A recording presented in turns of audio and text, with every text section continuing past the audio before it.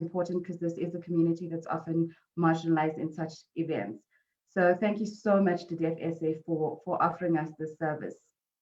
So we'll get right into it. And I would like to ask Tasneem to please do the official welcome.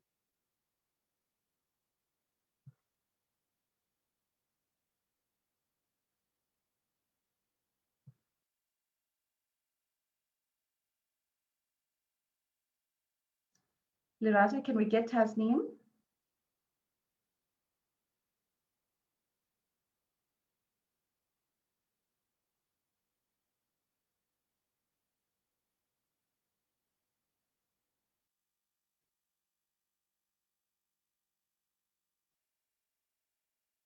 Her order is just coming up. Okay, you're on, ma'am.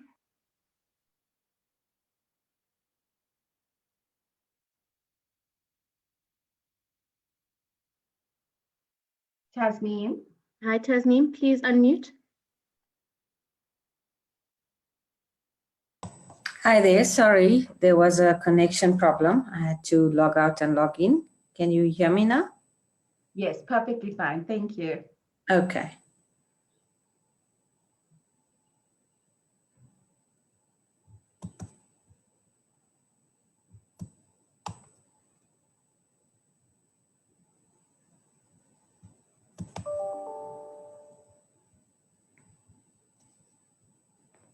You can, Tasneem, sorry, I think you may have missed my introductory comments. I was just introducing the topic and I said that we will hand over to you to do the official welcome. Okay. Thank you very much. Okay, thank you very much. Sorry about that. I had a connection problem and had to log out and log in again. Good afternoon, everybody, and welcome to this very important discussion. And I must firstly start by giving an apology for our DG, Ms. Pumla Williams, and our two DDGs, Michael Curran and Tyrone Seal. They are involved in the Cabinet Khotla that's currently taking place and a number of events related to COVID-19 and the vaccine rollout. And they do give their most sincere apologies because this issue is very, very close to our hearts, and we are so happy to be partnering with School of Governance. Today's webinar on curbing fake news and misinformation, it comes at a critical time as we muster our collective efforts against the spread of the pandemic. We also have to deal with the rise of fake news and misinformation. As we try to understand the virus and new areas continually arise, fraudsters use it to take advantage and play on people's emotions. It's now becoming increasingly difficult for South Africans to differentiate the truth from misinformation and fake news in the midst of the pandemic.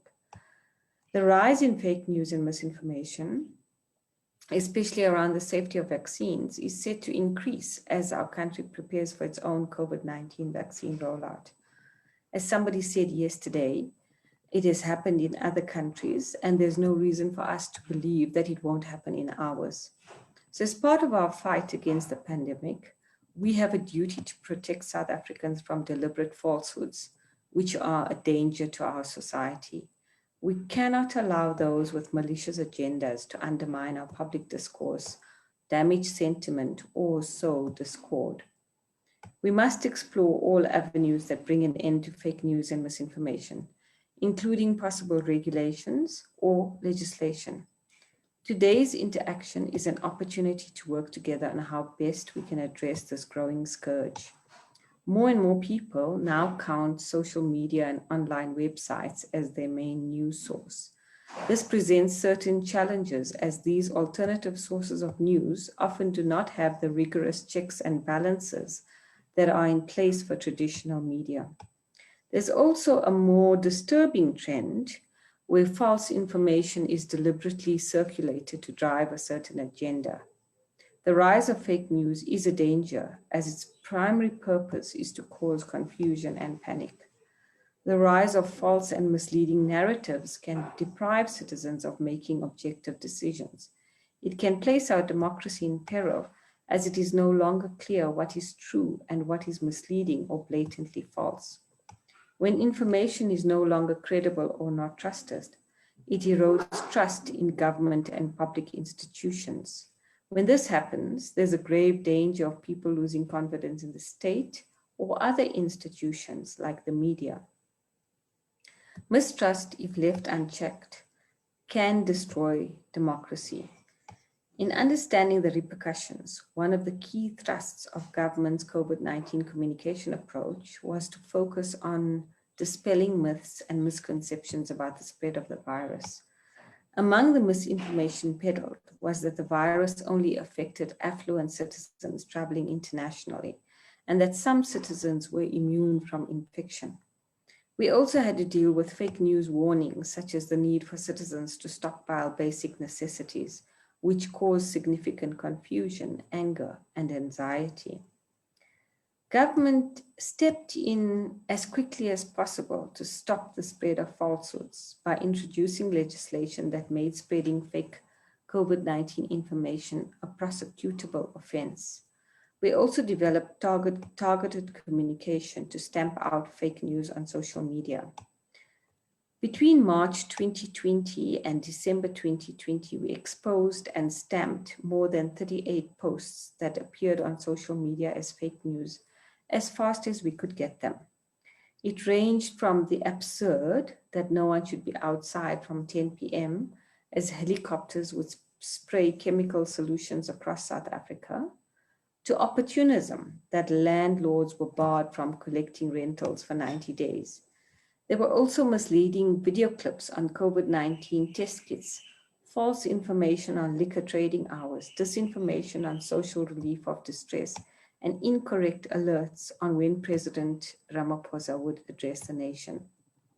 More recently, we have seen fake news and misinformation, particularly around the COVID-19 vaccine.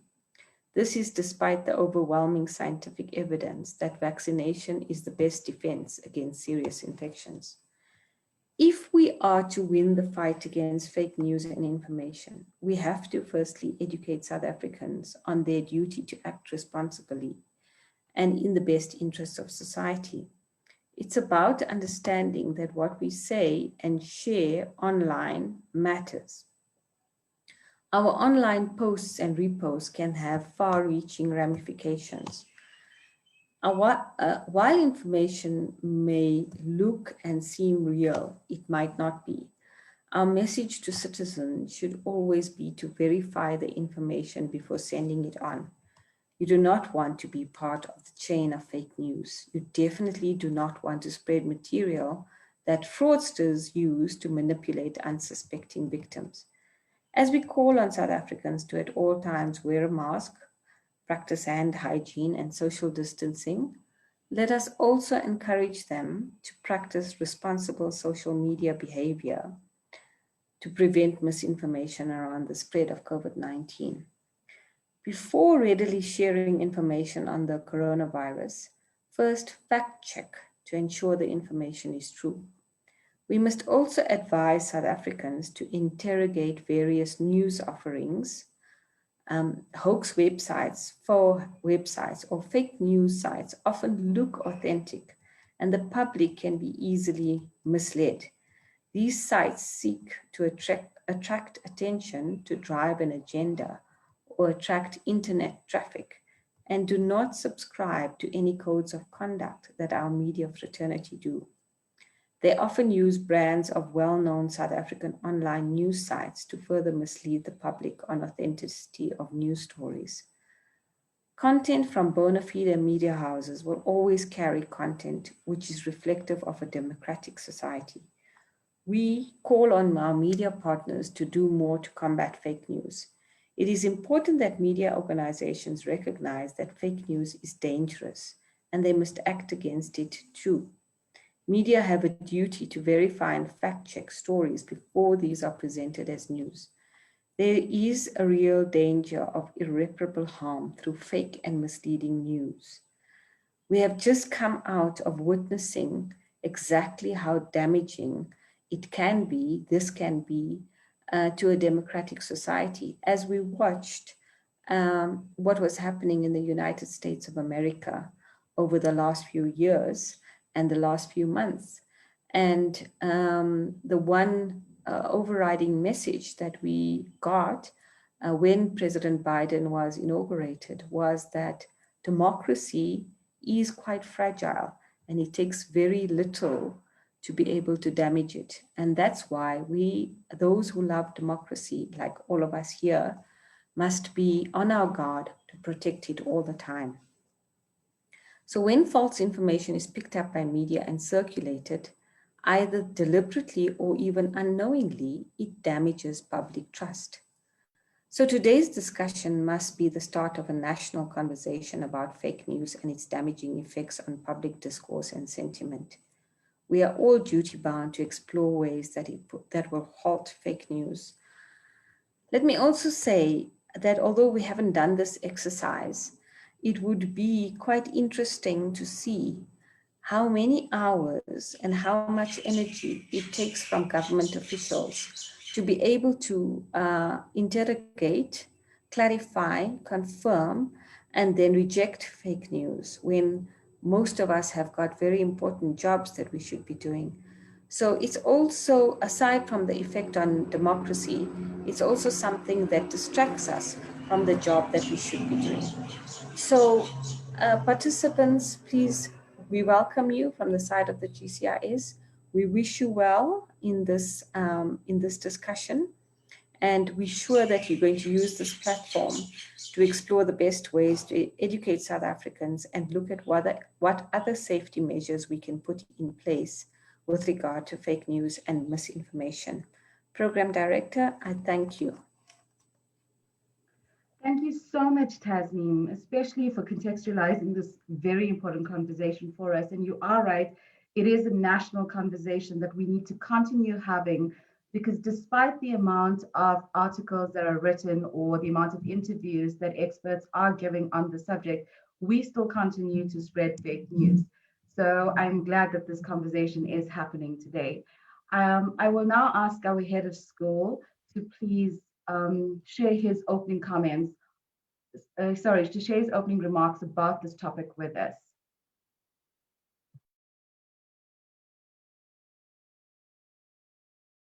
Thank you, Kamantha, and thank you, colleagues, participants, and panel members. I would like to first welcome all of you to this really very important event, which cuts into the heart of our democracy, which cuts into the heart of questions of trust in public institutions.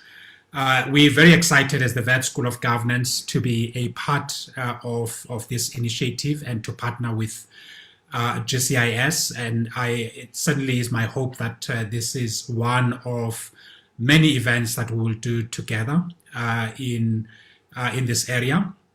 As you would know, there's nothing new about fake news. We've had in the past the use of propaganda, especially during the Cold War era, to influence and shape opinions in a very slanted way, to deceive, to manipulate. We've also seen that under the Nazi regime in Germany. What makes fake news so potent today is the use of information and communications technologies, the deepening of globalization and the speed at which information flows through social media platforms.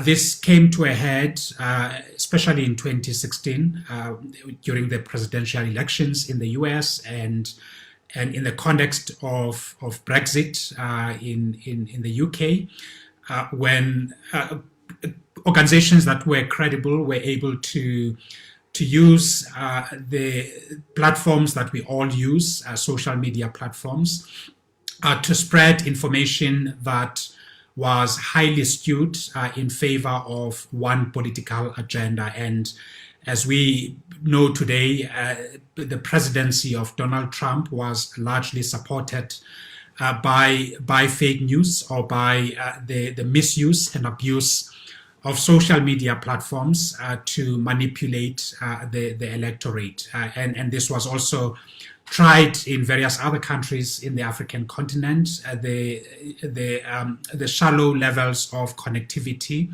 perhaps helped to cap that, but that's no solace, because we do want the benefits of connectivity. We want our citizens to be more engaged on the internet through social media. We want connectivity to broaden in the African continent, but also at the same time, we have to ensure that we find all means possible to curb the abuse of these instruments that can play a positive utility in informing citizens. So platforms of this nature, the conversations of this nature, can help us to generate ideas and better solutions to curbing the spread of fake news. One of the things I would like to really stress, one of the things that Tasneem touched upon, is the responsibility that we as citizens we have in making sure that we minimize and do our best to curb the spread of fake news. So as an individual, you have a responsibility to fact check, because if you simply just forward what you have been given because it just looks interesting, you are part of the people who are damaging democracy. You are part of the people who are infusing toxicity in public discourse. And much of the information that is shared through fake news is aimed at dividing society. It's aimed at sowing discords. It's aimed at undermining public policy credibility, at undermining the credibility of governance.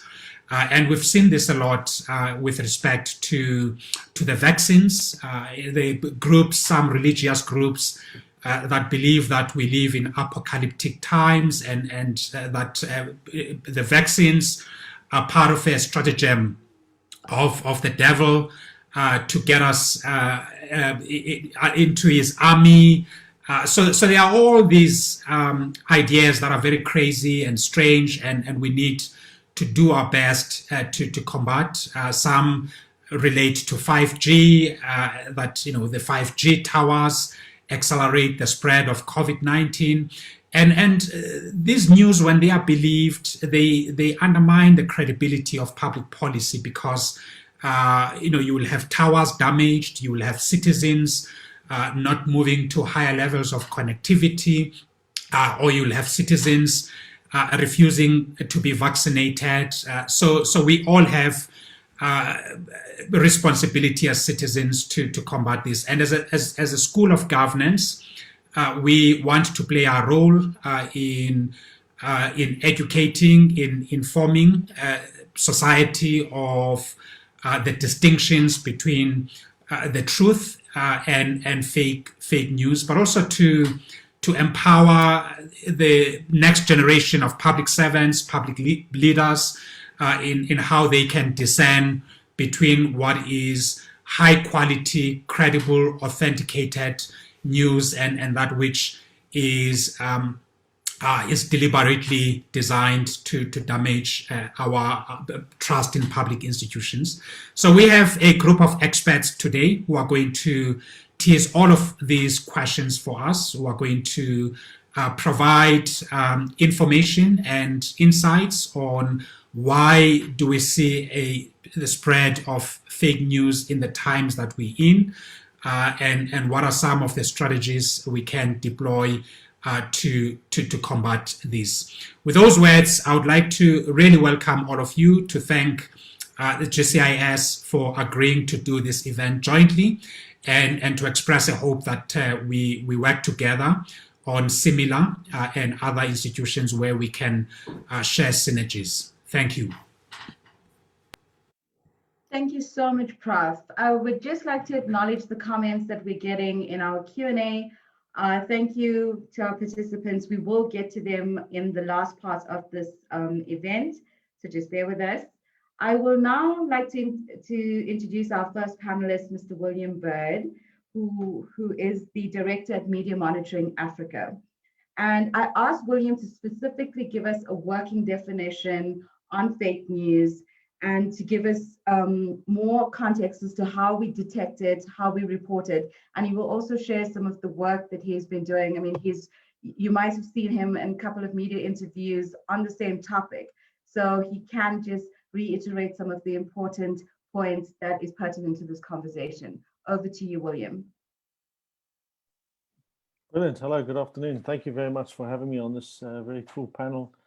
Thank you to all the other wonderful panelists. Some of them I know and others I don't. It's lovely to see you, albeit virtually. So I think we've had some excellent introductions that have really pointed to the very real danger that disinformation poses. And you'll notice that I try not to use the term fake news as a general rule, because it was a term generally that, so even though the concept has been around for a very long time, as a term, it's something that was used deliberately and intentionally by that orange-haired lunatic who was a president of the United States, in order to deliberately discredit credible media, you know. So it was something that was used specifically to undermine the credibility of one of the democracy's functional and most important institutions. So as a general rule, we steer away from it for the simple reason that if it is real news, then it can't be fake. So that term itself is a bit of a misnomer, but it is one that is popular, and certainly one that everyone seems to have a broad understanding of what it is. But it is essential that if we're looking to find ways to combat this issue, we say, well, what is it really, and how do we begin to unpack it? So that's why we prefer to talk about, mis and disinformation. So we've heard about how bad and dangerous it is. In terms of a working definition, on the site that we've built, which I'll show you in just a moment, we talk about disinformation or mis or disinformation as information that is false, inaccurate, or misleading. So it can be one or three of those things. So the first element is that whatever you're seeing of this misinformation or disinformation is fundamentally false or inaccurate and or misleading, right? So it's not just something that isn't true, it also has that potential to be misleading. The other element to it is, and these definitions differ, but you'll see that in the regulation that our government has put in place during this disaster management period, they talk about intention. We aren't using intention because it's got quite a high legal threshold. We talk about information that could reasonably be construed to cause public harm. So it's not just enough to be false or misleading, it's got to be information that could cause public harm. If it meets those elements, then it's quite likely to be mis or disinformation. So some quick and easy examples of that, right? Someone may tell you a lie. I might tell you that actually I'm only 18 years old, right? It's completely false. Is it going to cause harm? No, not necessarily. It certainly isn't going to cause public harm if I go out and tell you that, right? But if I'd sit down here and tell you today that actually, don't tell anyone, but I've got a cure for this COVID thing. It's this special herb, and you mix it with some vitamins, and sure enough, you'll be cured of COVID, right? That is disinformation. Why? Because it's false, and because it has the very real potential to cause public harm. So that's the way that we think about it when we deal with it. So what have we done about this practically? So in the lead up to our 2019 elections, we worked with our Independent Electoral Commission on a system of saying we need some way and means of enabling the public to complain about the kind of content that they're seeing on digital media. In an election period, bear in mind, almost every structure is covered by our Electoral Act and the special conditions that apply in an election period. The one big group that wasn't was, of course, whoopsie daisy, my mic just fell out. The one big group that wasn't covered was, of course, social and digital media. So we designed a system that we ran in the elections, and long story, we built a new version of that, and it was launched in March, just before this COVID thing hit us. And that system is called the Real 411. And we've been doing that system, in fact, with many of our friends and supporters in government and others, including the media. And this is what it looks like. It's a website. And what it is essentially, it's a public complaints body.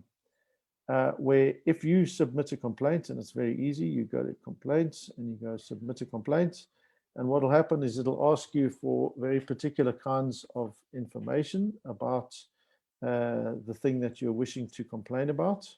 So we get your name, your email, your phone number, and then we'll find out why you're wanting to submit this about mis or disinformation.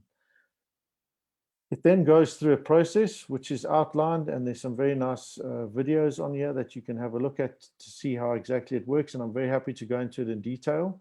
But for this particular process, what I wanted to show you was what one of those complaints looks like. So this is a complaint that has been in our system. You can see it's complaint 1226, so that's, we've had over 1,000 complaints. It's got a red arrow. That is that means it's been determined to be disinformation. And here's the actual post that is disinformation. Now you'll notice there are a few concerning elements about this. The first is the person who's posting it, who happens to be a member of our parliament. The fact that we have an MP actively pushing disinformation, I think, is disgraceful. And if and his party alone, and certainly Parliament, I think, should publicly sanction this. Mr. Holomisa for pushing this kind of content. So what he does in this is he talks about this particular cure that has effectively said that he's managed to dodge the COVID-19 bullets, right? So he's going up against a view that says that there is no evidence of this, even though that is proven.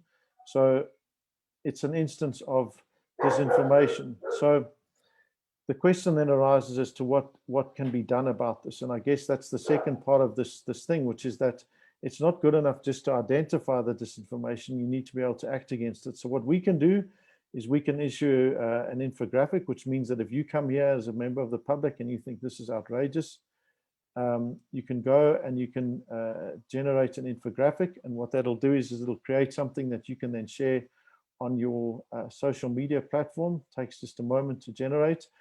And you can share that out so you can help people understand and say, look at this, this is disinformation, please don't believe it, right? There it is there, and that's the disinformation.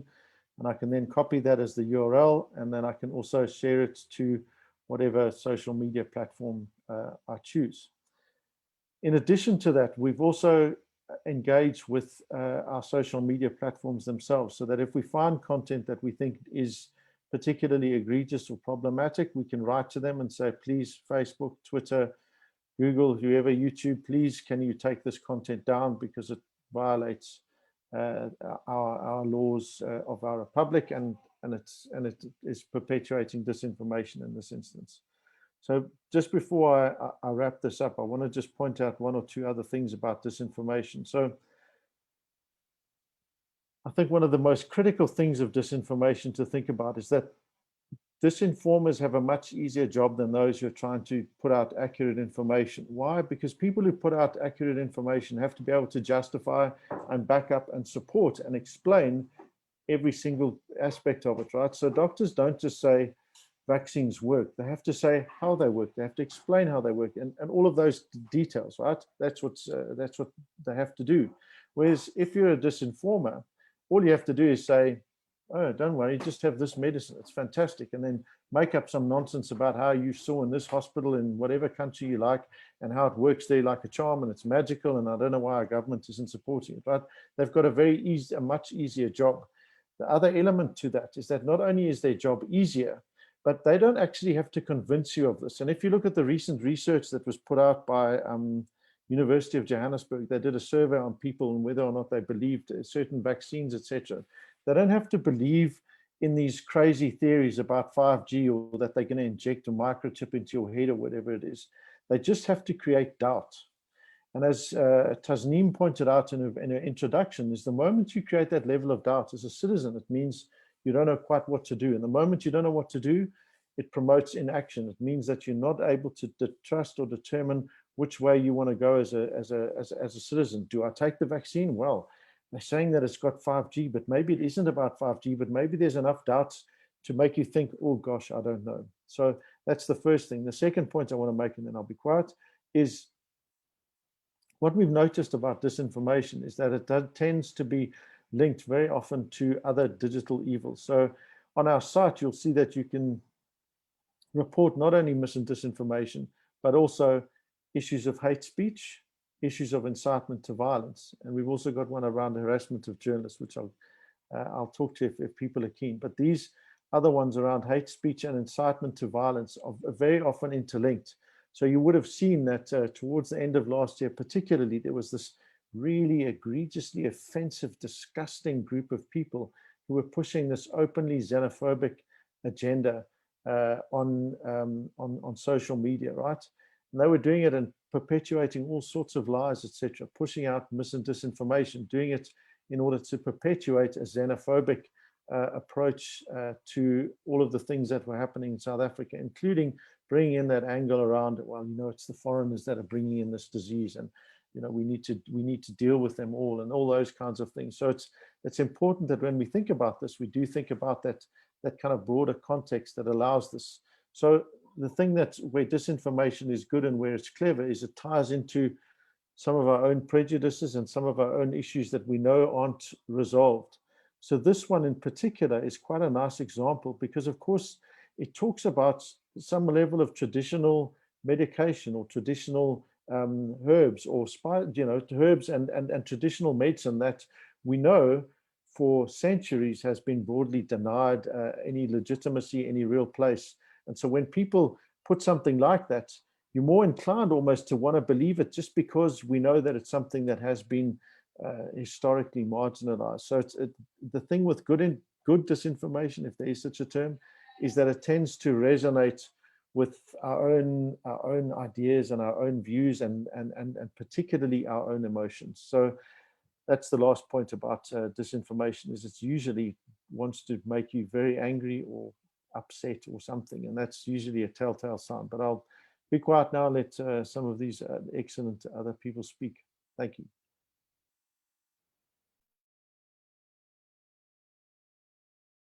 Thank you so much, William, for that and for introducing us. I mean, obviously, there's some people who are more familiar with the website. For those of us who didn't know, now we know, as Trevor Noah would say. I do have a question, William, for you from one of our participants. And I think that while you're here, you know, we can take this because she wants to know about what does the Real 441 platform do after making a ruling on the complainant, especially in cases of incitement of violence, that is criminal complaints to the police, civil sanction, etc. So if it is a case of incitement, we've got relationships with various government departments and we share that information with them.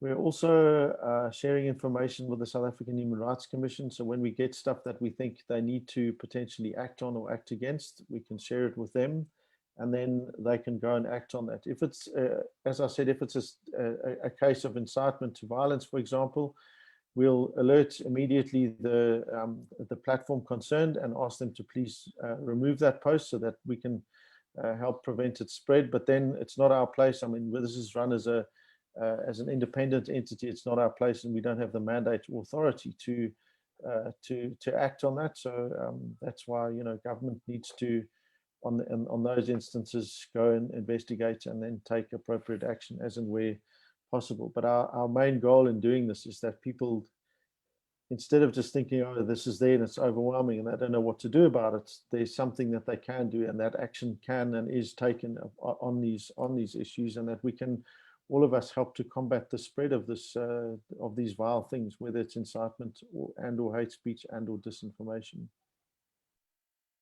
Okay, thank you for that. And I hope that answers your question. We now will hand over to Dr. Jabu Mtsweni, who's the Research Center Manager at the CSIR, and he is an expert in digital security, digital transformation, cybersecurity, and information security. So we included Dr. Mtsweni because we wanted to know more about this issue from a technological point of view, and we really look forward to your input. Over to you, Jabu.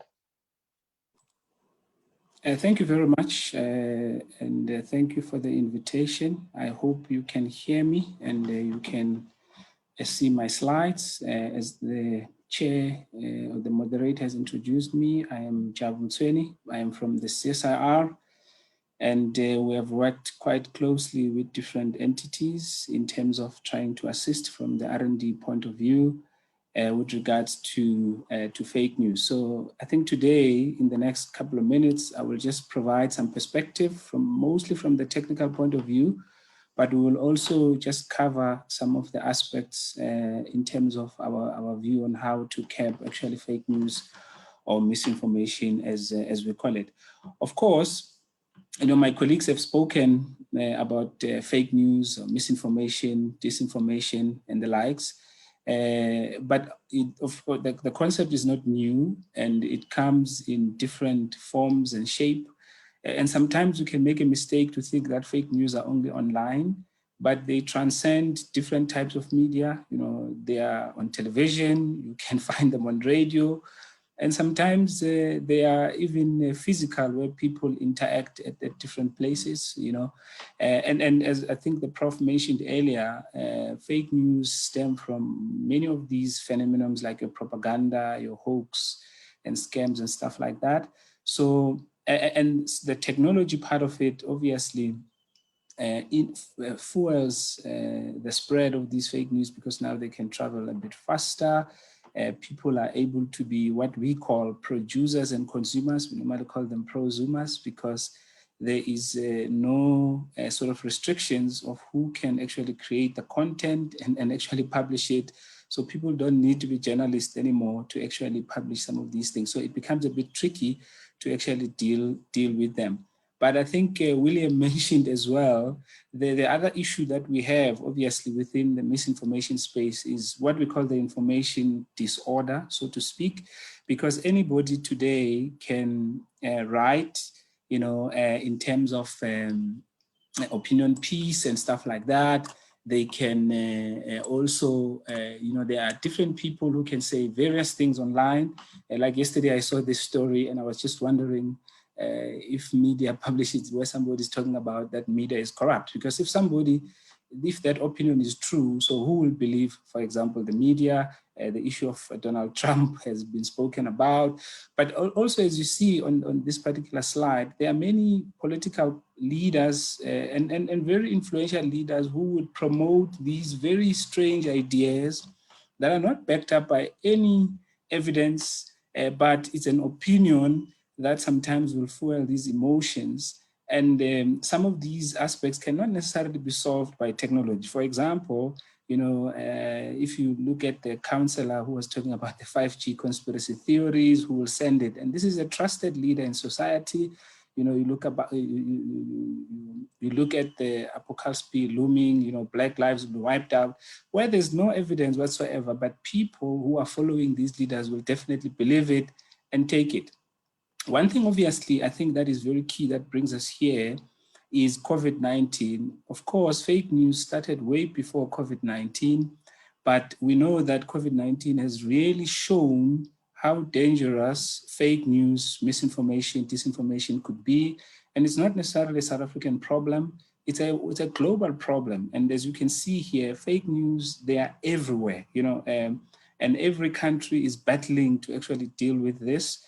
Because, as I mentioned earlier, sometimes they are spread by legitimate journalists, sometimes they are spread by leaders, sometimes they are spread by people who are trusted in society, and sometimes they use technology, sometimes they don't, which makes it very tricky for us to deal with this particular problem. And within the CSR context, so we have been, since the beginning of the pandemic as well, working on various projects from an R&D point of view, collaborating with different entities so that we can understand much better. Because one thing, like in South Africa currently, there is the regulation that spreading fake news is a criminal offense. But if you look now, how many people have actually been convicted of fake news? Probably might not even find one. We see people going to court, they get bail, but we don't know really where does it end up. Do they get a fine or something like that?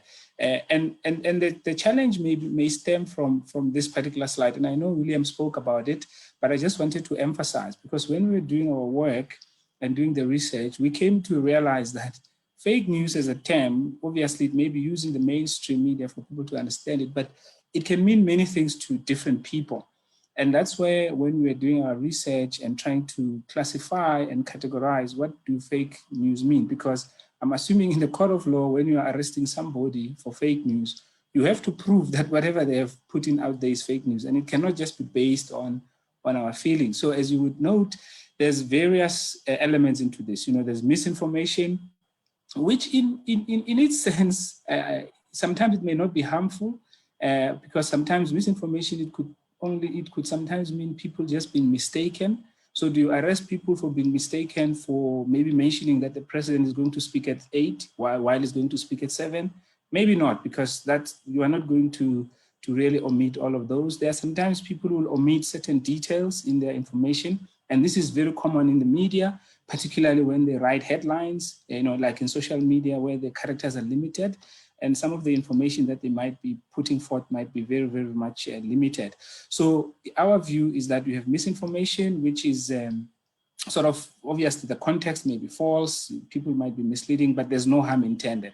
Then you have this other element of disinformation, which we call malinformation, because this happens quite a lot, but it might also be at a personal level, it might be at an institutional level, where people, for example, use the spread of misinformation using the reality that is happening out there. We've seen it, for example, with events like a cyclone. People will spread incorrect information, like now with COVID, because that's the reality. When people talk about a particular medicine heals, even if it doesn't, and it's COVID time, we know that it is a reality that is COVID time, but whatever they are doing may not necessarily be for good. So it might cause harm, just like the vaccine posts that we see nowadays. And then, of course, when these things are combined, together, misinformation and malinformation, they lead to disinformation, because ultimately what then happens, that people are intentionally knowing that this thing is false, knowing that it is not correct, and then they end up promoting it, which ultimately can, as many of my colleagues have mentioned, hamper even the government efforts, for example, to promote vaccine and stuff like that. And I will give some of the examples in the next slide. But of course, during this fake news era, there's still a lot of other common misinformation kind of stuff, like your propaganda, where people are promoting specific agendas, whether it's about the vaccine, whether it's about 5G, whether it's about many other events that are happening politically and otherwise. And then, of course, we've got scams where people can use some of these fake news to scam others. And we've seen it even with COVID, where people will tell the society that before they go to the cemetery, for example, they need to pay somebody some money before, or they must bury their loved ones who may have died of COVID in a particular area, and they must pay, and the times are between this and that. So those are some of the things that are happening.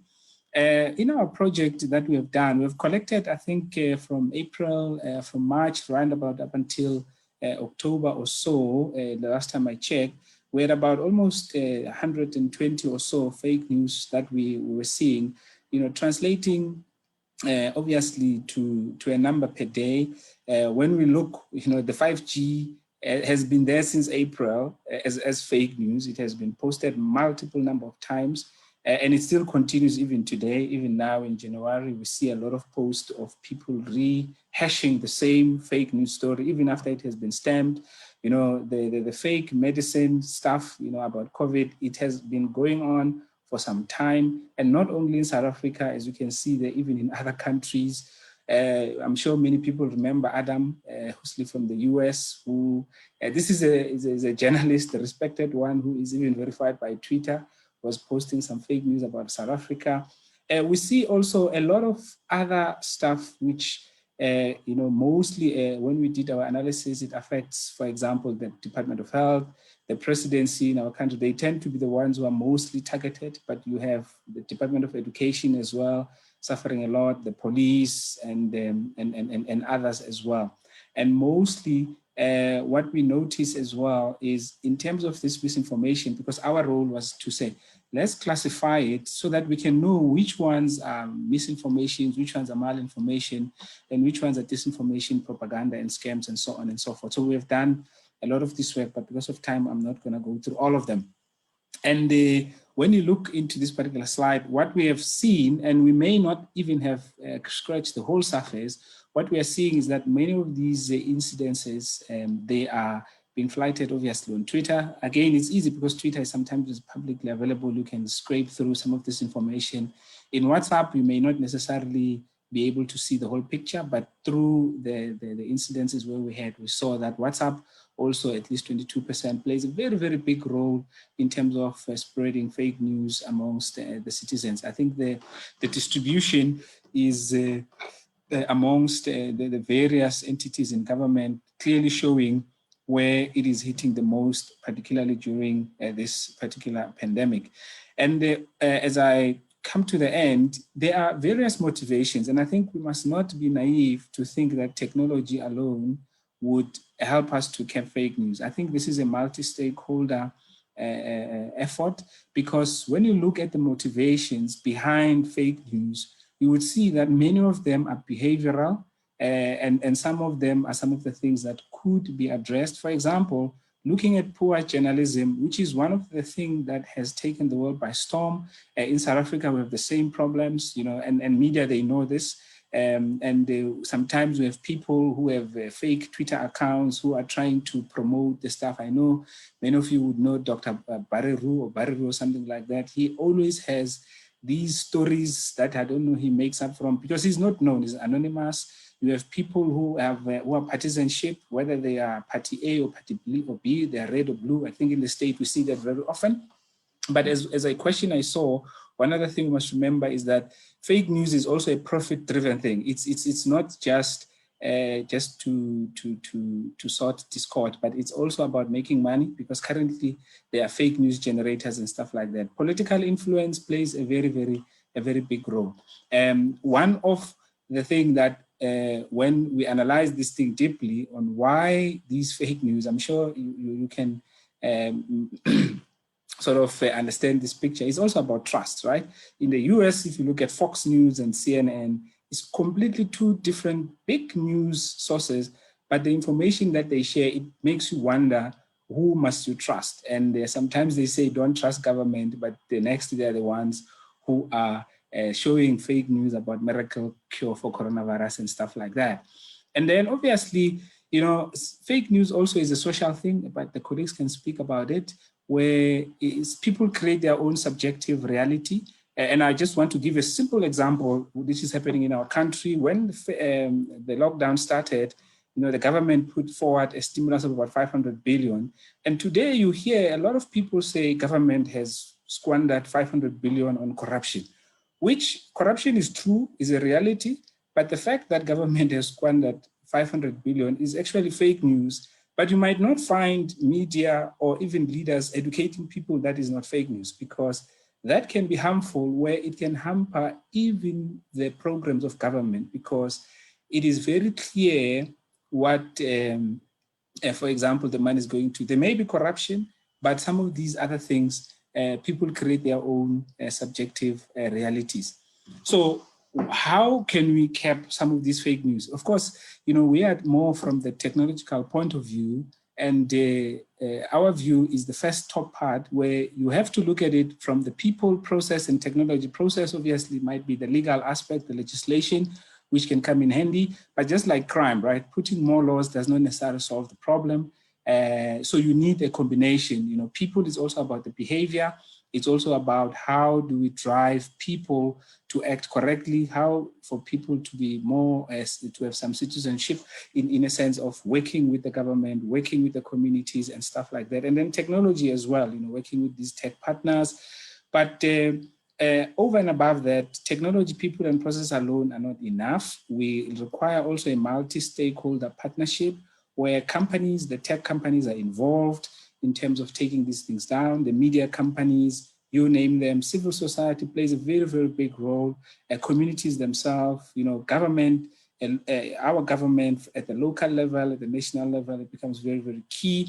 And then the last part of it, we can put all of the things in place, but if there is mistrust, if communities don't trust the media sources or the news sources, it becomes very, very difficult to curb fake news. And it's also about ethics, and as I said, when you talk about the prosumers, people who produce and consume content at the same time, the ethics are not there. It's more like self-regulation in high standard. And then it's about honesty, because sometimes we need to, as public representative, as leaders, we need to be honest. Sometimes the information we give even to the public is what creates even more problems, where sometimes we might be giving information to the public where we have half the facts, which can give people fuel to even spread more of the fake news. And then obviously it's about the conduct of everyone. They say nothing really works in a matter that there is disorder. Where there's disorder, you will also have information disorder. So I would like to stop here, and then we'll take question data. Thank you very much. Thank you so much, Jabu. I just want to engage you on one thing before we move on to our next speaker, and that is there has been calls, and even at an international level, where they want tech companies to work with governments to stop the spread of disinformation or fake news. So I want to find out, do tech companies actually have these capabilities to do so? And there was a lot of criticism that tech companies sort of stepped in quite late with the whole Donald Trump and the usage of letting him use social media for an example. And they said by the time they had stopped him, the damage was already done. So I just want to get your thoughts on this, please.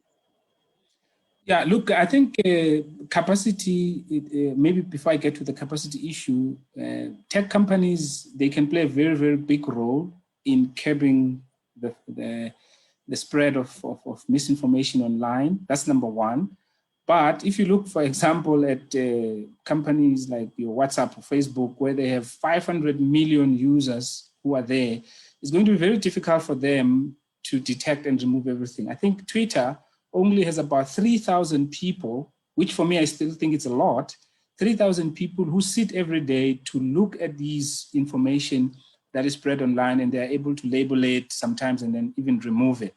But it's unfortunate, it's not possible for them to look and find everything, especially when we get, let's say, to WhatsApp, where people spread this fake news within their close groups, because WhatsApp, for example, uses end-to-end encryption, so people cannot necessarily read these messages until somebody reports. But I think it's also a multi-stakeholder thing, because we need to report, because if people report, the tech companies are able to take down some of these things. But sometimes, as I said, tech companies will refuse if, for example, there's not enough evidence, because they are also trying not to make sure that the government, they clamp down on people and freedom of speech and stuff like that. Hence, it was very important for us to also understand what do we mean by fake news, and which ones deserve to be taken down, and which ones, are not necessarily harmful.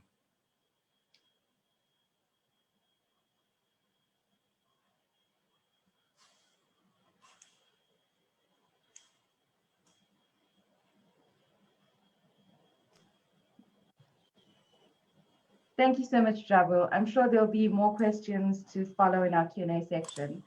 I would now like to hand over to Tanvir Jiwa, who's the Communications and Legal Officer at the International Commissions of Jurists. We brought in Tanvir specifically to talk to us about the legal aspects of the dissemination of fake news. So we're quite excited to hear from her and have her input. Over to you, Tanvir. Thank you so much to the Wits School of Government and GCIS for creating such an important platform, because we're discussing a very important topic. And I will start off by explaining the legal framework that's currently surrounding misinformation in South Africa. If you look at the Disaster Management Act, Section 11.5 of this Act says that any person who publishes any statement through any medium, including social media, with the intention to deceive any other person about A, COVID-19, B, COVID-19 infection status of any person, or C, any measures taken by the government to address COVID-19, commits an offense and is liable on conviction to a fine or imprisonment for a period not exceeding 6 months, or both such fine and imprisonment. Now that was quite a mouthful, but the reason I had to say it verbatim was just to point out that the category of information that's being criminalized or you could be prosecuted for is anything with the intention to deceive that you have posted. Now that is quite broad, because as we have seen before, a lot of people don't necessarily have an intention to deceive when they are posting such information. For example, there has been something going around about maybe the use of garlic or the use of certain vitamins in curbing COVID-19 symptoms. Now, that being said, it is still misinformation, and we very much condemn the spreading of misinformation. But if you had to look at it from a citizen's perspective, there would be an issue with someone not knowing necessarily that this is misinformation. Now, in addition to this, there are a lot of enforcement issues with this regulation. For example, the senders not being aware that the information they're circulating is false. And if an individual is already charged, and presumably may be arrested or detained, the harm to them is already done before they're able to present this defense of, oh, I didn't know that this was misinformation. That leads us to think that there's possibly an unconstitutionality of the provision. And why that is the case is because in section 16 of the South African Constitution, the right to freedom of expression is explicitly protected. And so it is in international law under Article 19 of the International Covenant on Civil and Political Rights, and also in Article 9 of the African Charter. And I think Dr. Msweni also pointed that out, is that it is very important not to clamp down on freedom of expression. And we need to ask ourselves, is it really the case that criminalizing this sort of spreading of information is actually going to help? Well, we should be looking at the intention of this criminalization. And the reason for that is essentially because the harm that's being done when there's information that is spread is already done, although there's later on criminal prosecution. So what is the purpose of criminalization? To act as a deterrent, we suppose. Is it really the case that people now, knowing that such spreading of information is actually a crime, does that really stop them? Well, often it actually doesn't, because like we said, a lot of them don't know that the information they spread is actually false. And it's not really their intention to deceive anyone. In a time like a pandemic, for example, during the coronavirus pandemic, a lot of people are panicky, a lot of people are highly alert. So they try their best to maybe spread whatever tips they might have on this or this virus. And in these cases, often it does happen that, there's misinformation. Is it really the best thing to do to criminalize it and to send someone to prison, or maybe to give them a fine because they've spread a rumor about using garlic during COVID-19. Now, obviously, this might seem quite naive to a lot of people, because that's not just the extent of misinformation. There's a lot of misinformation happening around vaccine that's creating vaccine hesitancy. For example, I think just this morning, the Tanzanian president has said that we shouldn't be accepting, I'm paraphrasing, we shouldn't be accepting foreign vaccines because they're more likely to cause harm in the African continent. And this is the kind of misinformation that can really do a lot of harm. But in those cases, we need to ask ourselves, is it really the case that criminalizing this kind of spreading of information is going to achieve the aim that we want to? Well, this is another perspective that I'd like to bring on, in that I don't necessarily think so. And if it is the case, for example, in the South African context, the law is overly broad, but it is not as bad as in other countries. For example, Zimbabwe has used this instance of criminalization of information to kind of crack down on political dissent. And their provision was broader, in that it's not only limited to people who are spreading fake news, misinformation about COVID, but also about political parties and what they're doing during COVID. Now, that is very broad, and it has a very big impact on curbing political dissent and not allowing people to speak against it, because you can use that excuse of, oh no, this is a crime, to now take this person to prison or give them a fine and basically penalize them for their legitimate opinions on, or misgivings rather, on politics around them. So that being said, we should really look at the way forward, because it's not really helpful for me just to tell you that, oh, criminalization is not really the way. Well, what we should really be telling ourselves, or rather what the government should be doing, is reassessing the laws that it has made. For example, when we said this law in particular is too broad, well, it's not to say that it should be scrapped completely, but revisit the law and make sure that it's narrow, so that we know exactly which, for example, which defenses would someone have, and also when is it that I have actually intended to spread information that is going to do any public harm. So what can we do instead to make sure that we curb this kind of misinformation? Well, again, one of the options, like we said, is obviously reassessing the laws, but also I think a lot of people, a lot of panelists have spoken about this, is that citizens must be empowered. In that case, we've seen that in the beginning of the COVID-19 pandemic, the government, the state was quite prompt. It was giving us a lot of information on what was working out and what wasn't. And we've seen even in certain instances, there were pages set up by the government, which was assessing the news coming about the government to just state whether it's fake or not.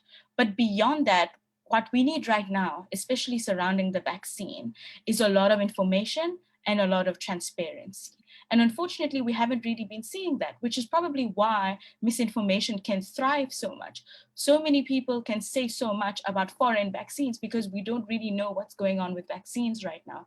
The government has signed non-disclosure agreements with a lot of pharmaceutical companies, so it becomes very tough for them to say anything. And we would demand and require that kind of transparency for government, because it's only with accurate information from government that we can curb and stop misinformation from citizens. The more actual information you have from the government, the more you are informed and you're able to call out, if any other information is made, because you know that that's not correct, because you've heard it before with President Ramaphosa when he has said that, oh, vaccine is coming from X, Y, and Z country, and this is what it's going to be like. So in addition to that, what we would require from the government as well is, Mr. Bird has explicitly showed us this example earlier of an MP who has spoken about a medicine that has not been proven effective against the coronavirus, but was still promoting this, and this is an instance of misinformation. So we would need the government to actively distance themselves from situations like that, because sometimes when people in power, such as MPs, make certain statements, there's a tendency from the population to believe them, because there is an inclination to trust certain members of parliament. And that's why we should really be watching out for what they're endorsing and how the government is distancing themselves from that. And in addition to that, what we were saying before in empowering the citizens is that we all individually have a duty, right? It's not necessarily up to the government to over-legislate and curb on our freedoms of expression. We must also be empowered in knowing what to do.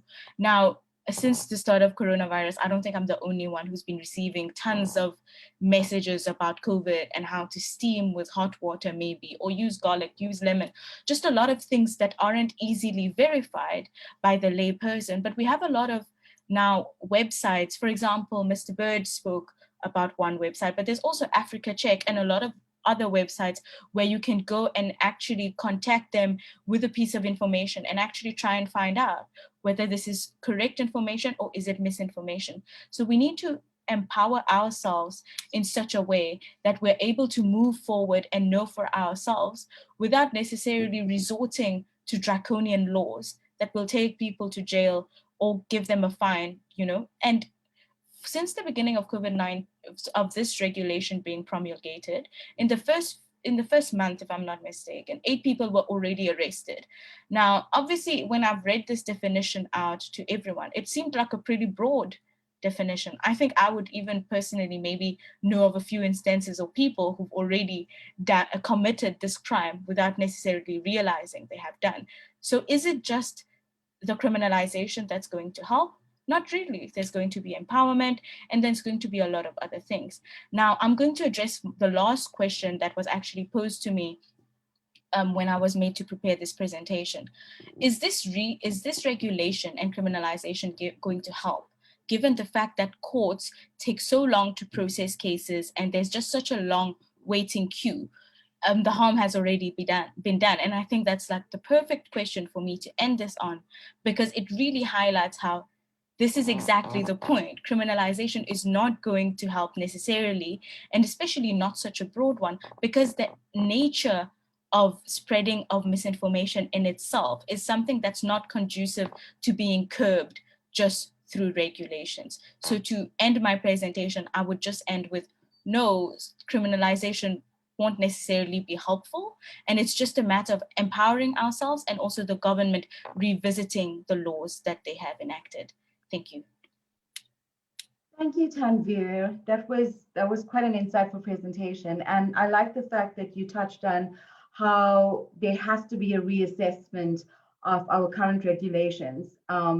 Because I don't think that this is particular, the disinformation and spreading of fake news, I don't think it's particular to COVID-19. I mean, I think it's been around, but there's much more emphasis now that we are in the midst of a global pandemic. So thank you for that. I'm quite excited to introduce our last panelist today. She's Professor Lucy Elias, Professor of Philosophy at Wits University.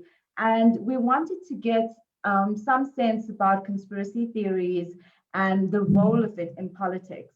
So over to you, Lucy. Hi, thanks so much for this, organizing this and the invitation, and also to the other excellent panelists for your remarks. So I was asked to talk a bit about conspiracy theories in politics, and also a bit about why people are attracted to conspiracy theories and disinformation. And obviously there are lots of different kinds of fake news and conspiracy theories, and correspondingly lots of different reasons why people make them up and pass them on.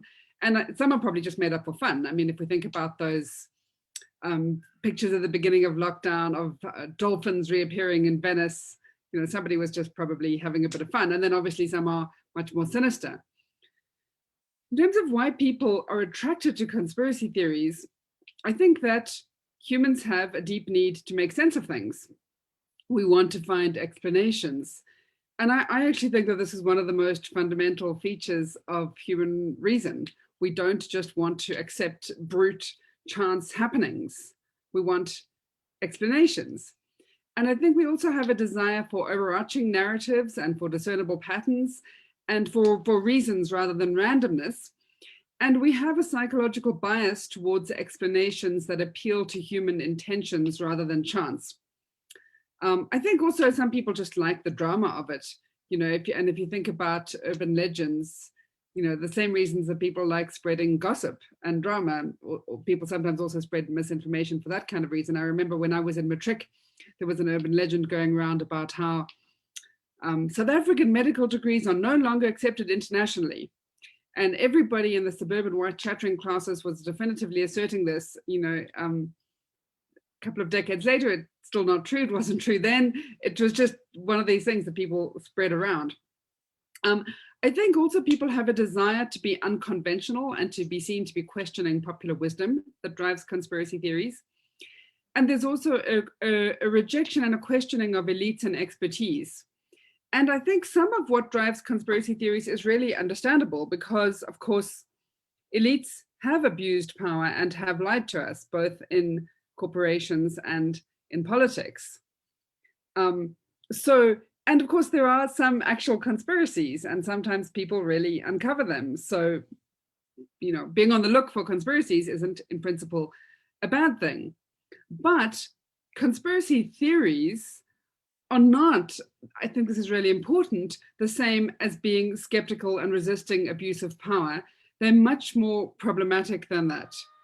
So the first thing about conspiracy theories and the way people engage with them, and let me just say that I've been interested in this as a philosopher in terms of epistemology and politics, but also at a personal level. I've got 2 Facebook friends who have gone down the conspiracy theory rabbit hole in a really big way.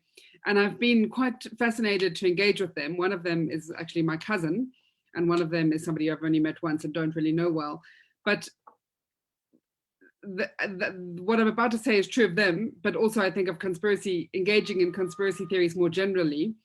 They're not really skeptical. So people who follow them represent themselves as skeptical. We're not the sheeple, we're questioning, we don't just believe what we're told, because they reject the so-called mainstream media and science. But then they take on board wholesale some video on the internet that somebody's just put up there. So, you know, if you are engaging with somebody who's promoting conspiracy theories and they say that they are questioning that they are the ones who are questioning and not just believing what they're told, you know, it's worth engaging what they're just taking on board. Then I think another really important thing about conspiracy theories is that they are often political and further political goals. So my PhD supervisor, Kasim Kassam, professor at Warwick University, writes on conspiracy theories. And he says that he argues that they should be regarded primarily as political propaganda. So things which are designed to bring you to a worldview by manipulative means. And obviously there are lots of different kinds of conspiracy theories, disinformation, but this is something which many of them have in common. And even if you think about internet trolls, whose aim is to inflame emotion and drive polarization by the way they comment on, or the way they engage on people's accounts. So there's often a political aim to this. And a couple of people have mentioned the fact that conspiracy theories are new, you know, so there's an old conspiracy theory created around 1900 in Russia, the Protocols of the Elders of Zion, which was the production of some documents, a faked version of some documents which were supposed to be records of Jewish elders plotting to control the world. Now, this conspiracy theory had a long life and was really did an enormous amount of harm. So it played a real role in attack on Jews. It was taught by the Nazis, and it's been argued to have played a role in the Holocaust. So very serious harm. And in fact, it's interesting, very many conspiracy theories are anti-Semitic. Now, if we're looking at politics, there are left-wing and right-wing conspiracy theories. Left-wing conspiracy theorists are often people who are particularly skeptical of political power and big companies or big pharma, are sort of prone to find bad things they're doing. And of course, again, I just want to say they do sometimes do bad things. So I'm not saying looking at that is always bad, but they're left-wing and right-wing conspiracy theories, but there are a lot more right-wing ones. Now, as I've already mentioned, conspiracy theories aren't new. There's the Protocols of the Elders of Zion. In the Great Plague in Europe, there were conspiracy theories and disinformation blaming it on the Jews. The Spanish flu in 1918 in South Africa, there was stories about it being a conspiracy to kill Africans. And again, going back to my opening points about people trying to make sense of the world, trying to find explanations, and in the light of actual abuses of power, you can understand how a theory like that would have arisen. If you think about how white settlers were treating Africans, you could see why people would have found that kind of theory plausible. So they're not new, but as a couple of people have said, they're extremely amplified and affected by modern technology. They can spread very fast. Almost anyone can do the research. I don't think it's really research, but they call it research that's involved in looking the stuff up when you dive into conspiracy theories. And of course, fakes and photoshops can easily be produced. And has already been noted, I think, it might have been Jabu who noted this, the modern media environment means anybody can just write anything on the internet. It's not all being put up by journalists. But there's something quite specific that happened in the USA in their media environment. And I think this is a good lesson for us all. So they had a policy that required holders of broadcast licenses to present issues in a way that was honest, equitable, and balanced. This was a law. They eliminated it in 1987. And a certain kind of right-wing talk radio and the Murdoch press rapidly stepped into this vacuum. So particularly this talk radio, like radio hosts like Rush Limbaugh, created this kind of talk radio, which is really aimed to deliberately get his audiences to mistrust traditional sources of knowledge, in particular, journalism, science, and the academy, and to isolate his followers from other epistemic sources. Now, all of our knowledge, almost everything we know, there's very little amount of your knowledge that you know from observing it yourself. Most of what you know because reliable sources have told it to you.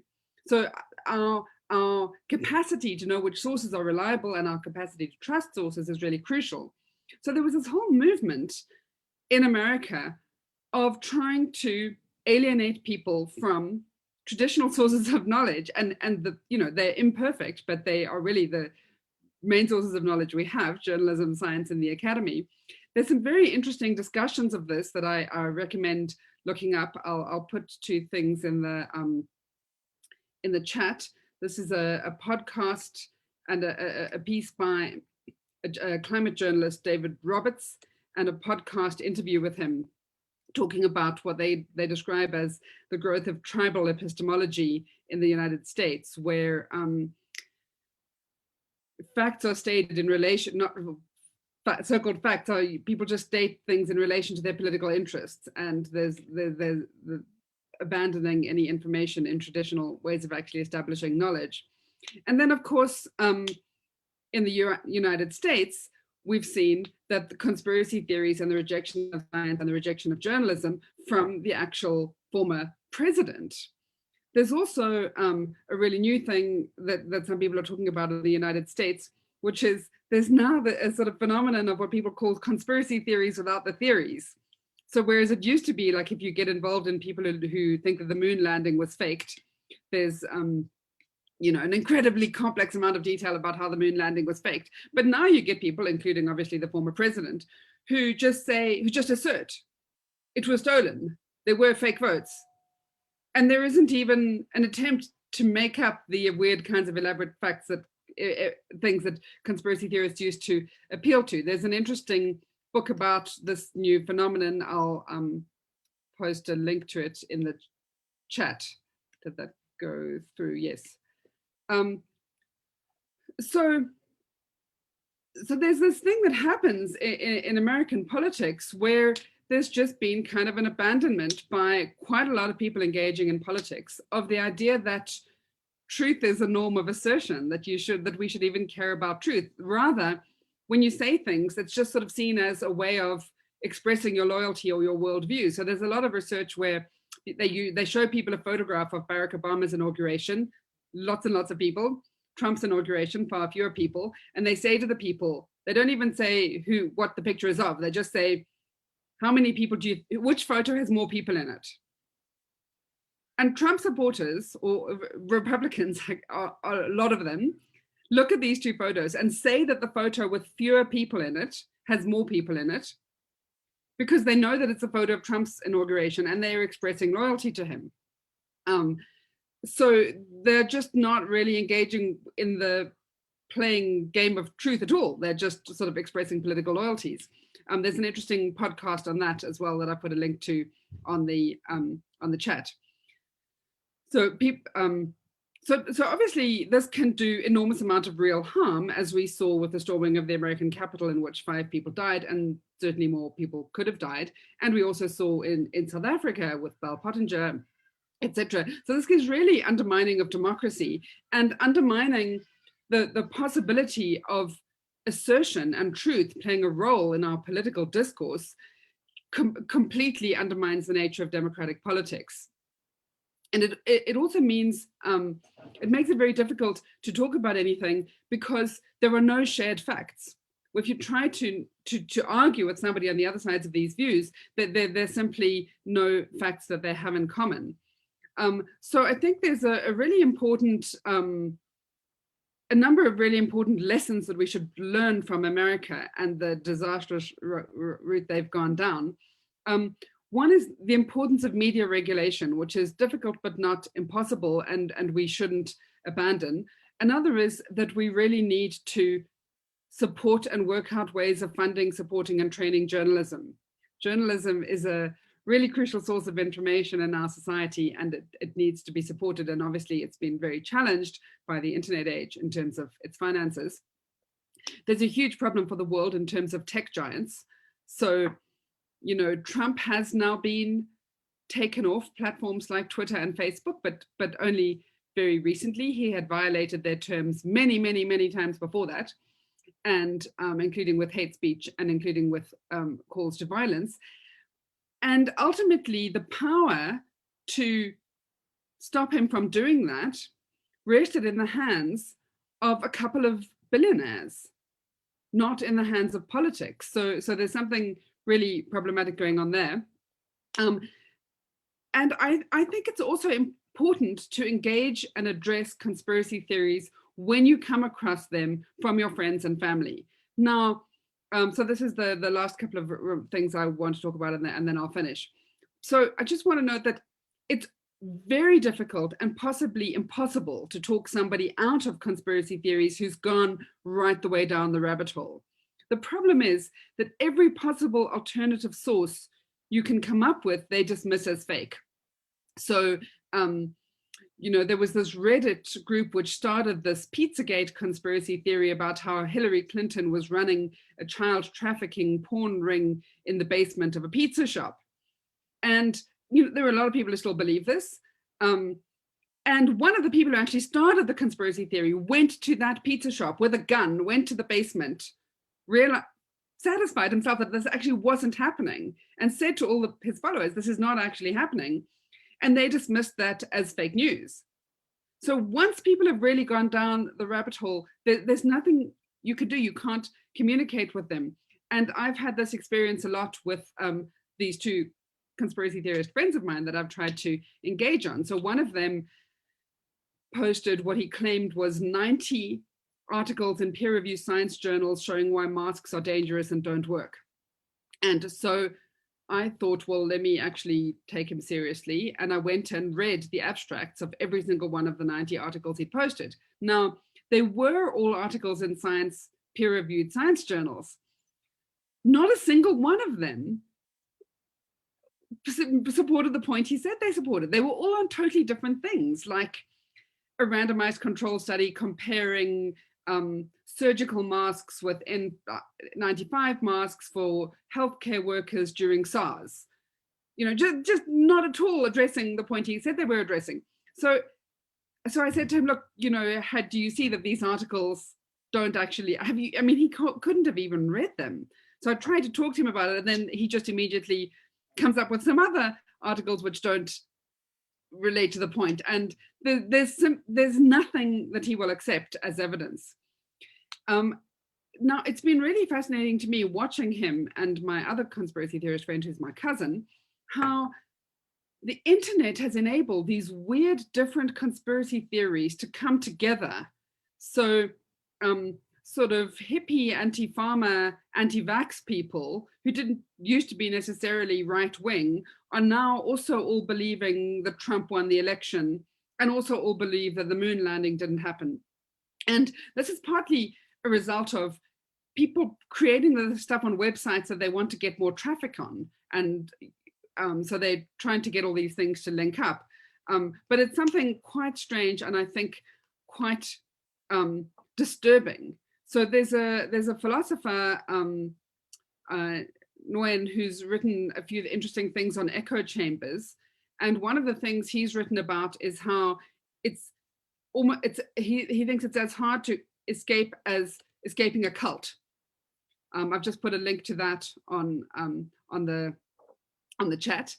But I do still recommend, so it's very difficult to engage with somebody who's really gone deep down the conspiracy theorist web, but I do recommend engaging seriously with anyone you know who's conspiracy curious.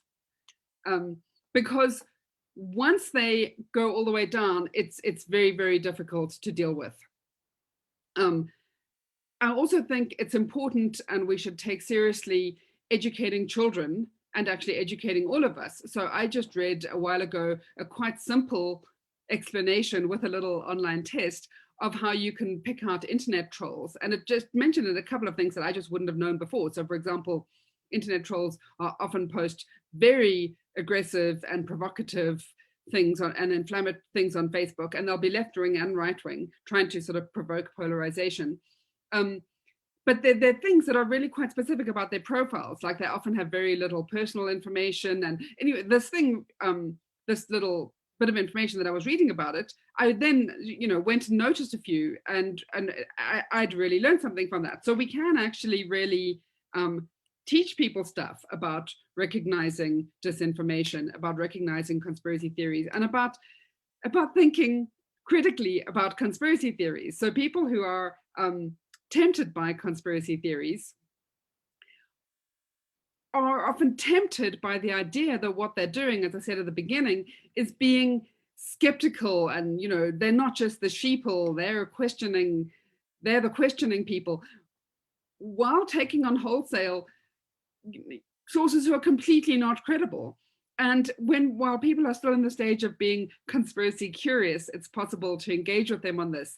And the damage that's currently happening in the United States, there is a member of Congress, Marjorie Taylor Greene, who has promulgated such conspiracy theories as that wildfires in California 2 years ago were caused by Jews with space lasers trying to destroy forests to make room for high-speed rail.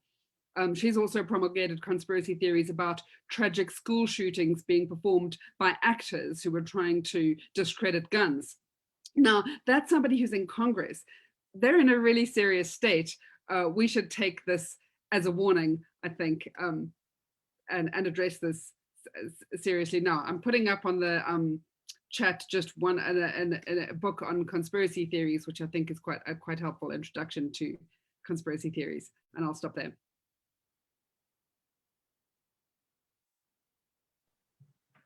Lucy, that was fascinating for a few reasons. I appreciate the comments about the internet, the profile of the internet trolls. That was quite interesting. And I agree with the training of journalists, because there's just so much of information, especially around COVID-19. And I felt that, and I do still feel that there is, lots of room for training so that we get better reports and access to information. And the points about conspiracy theories these days without theories was quite funny. So I'm quite aware of time, so we're going to go through the Q&A quite quickly. I see William, thank you so much for engaging questions that were directed specifically to you. I am going to read out one, and whoever feels inclined to answer this, I would really appreciate it. It says, from an economics point of view, can fake news be regarded as a product offered in the marketplace and therefore subject to normal market forces of demand and supply? And I think, Jabba, you touched on that, so I'm not sure if you want to jump in here. Are people generally inclined to believe fake news? It's more appealing than fact, and therefore there is a demand for it as well as supply, resulting in a market for fake news. Jabba, can I put you on the spot and ask you to address this one? No, thanks. I think I can touch on it, but not fully. Definitely, I think, fake news, as I mentioned earlier, as much as they may be there to cause disharm and stuff like that, for some, it is a business. There are a lot of, when I go to Amazon, for example, just to give you some idea with QAnon, the amount of money that they make, whether it's from selling some of these books that have the conspiracy theories or fake news, there's quite a lot of them. I mentioned earlier, from the tech point of view, there are now what we call fake news generators, where people you can go and buy some spot, for R1 or something like that, or $1, where somebody could generate this fake news for you. And we know as well that there are bots, people that write these bots. And for example, when you post something or when the president posts something, they're already there to comment, even if it's not the real person. And there's economic value on it. And of course, because they also collect a lot of information about our personalities as well, so that this information could also be sold on dark web. For example, they will check how many people actually believe or agree with some of these conspiracies, and then take some of that information so that they can do some social profiling of the people on social media take that information, sell it on dark web, so that some cybersecurity scammers, for example, could target those people for even other social ills online. So definitely it has a lot of economic value in a sense. It's not a good job, but as they say, crime does not pay, but sometimes it does pay. Thank you, Jabu, for that. I'm just going through, sorry, there's quite a few comments on the chat. I'm just trying to see. Prof. Lucy, thank you so much for all of these valuable links. Okay, I'm not seeing any there. So there's a comment from Teboko that is directed to Tanvir, and it says, transparency and information is what is needed. And a lot of people in social media share posts not because they intentionally want to misinform, but they do not know how to differentiate between correct and fake news. So let's educate before criminalizing. Thank you for that. And I think our panelists have done so much of work in addressing this very point that you are making. So thank you for that. I'm just trying to see if there's any other questions on the chat. Sorry, just give me a second. Okay.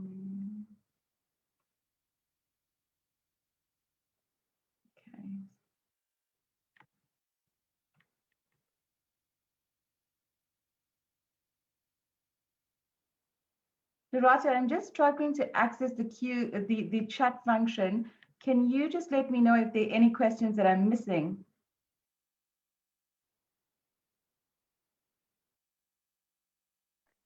I have sent through some from our Facebook participants.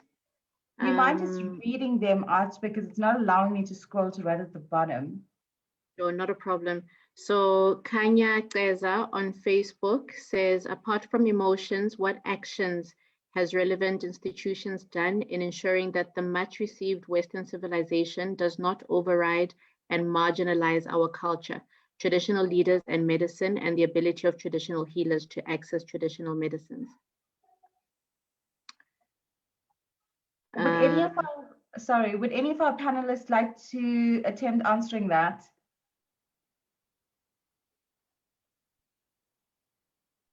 Lucy or William? Yeah, I'm happy to have a bash. Thank you. So, I mean, again, I think it's, you know, all the points that have been made, which are really excellent about why people tend to believe things. That one of the powerful things about disinformation is that it taps into our existing belief systems, our existing fears and realities. You know, so one of the reasons that the Bell-Pottinger campaign was so powerful and successful was it spoke to very real inequality. You know, you can't say that South Africa there's no inequality. You can't say that there's not an issue with racism. You know, so when you tap into those things, it then resonates a lot more, and you're more inclined, because it's such a profound emotional issue, you're more inclined to want to believe it. So then, when in that example that I presented, you know, it raises that and it highlights that issue. And what it does is it then makes us ask the question, well, why don't we trust traditional medicine? Why aren't we taking them more seriously? And those are all excellent questions, which of course we need to, and there are different answers to, but what it does in doing that is it shifts you away from actually looking and saying, well, hang on a minute, here's an MP putting forward something that has got no evidence for this, and that there's no basis on which to make these kinds of claims, which fundamentally may put people's lives at risk. And that is the problem. But of course, in linking it to an issue that we know is a hot button issue of ignoring traditional medicine, what it does is it just makes you see red instead of seeing the issue. And that issue of that emotional tie, and that thing of making you incredibly angry or anxious is something, is certainly a critical aspect of disinformation that we see again and again and again. You know, and I'd love to hear the Prof's view on conspiracies and how that links to people's sense of anxieties and where it ties in with their perceived place in the world. So if you look at it, one of the big groups of conspiracy idiots at the moment and disinformers on Twitter, for example. There's a group of these, white men who fundamentally feel threatened by having a majority Democratic black government, who fundamentally feel threatened about the fact that they live in a rights-based environment now, and that their place as patriarchal, macho white males is being fundamentally challenged. And that encourages them to support and put forward and spout the biggest load of offensive nonsense and conspiracy theory. So, yeah. I think something similar happens in the US, William. I think exactly. A lot of the extremism that's happening in the Republican Party at the moment is race-based hatred and fear, as the demographic shift in the US, which is approaching the point at which white people will no longer be a majority, makes, and people start no longer feeling that they are in control of everything economic, makes people are feeling very defensive and insecure about that. So I think that's definitely an important part about what drives conspiracy theories. I think there's also, so people do, if you can come up with a theory that makes that gives an explanation that links together a whole lot of things, you feel more in control of things.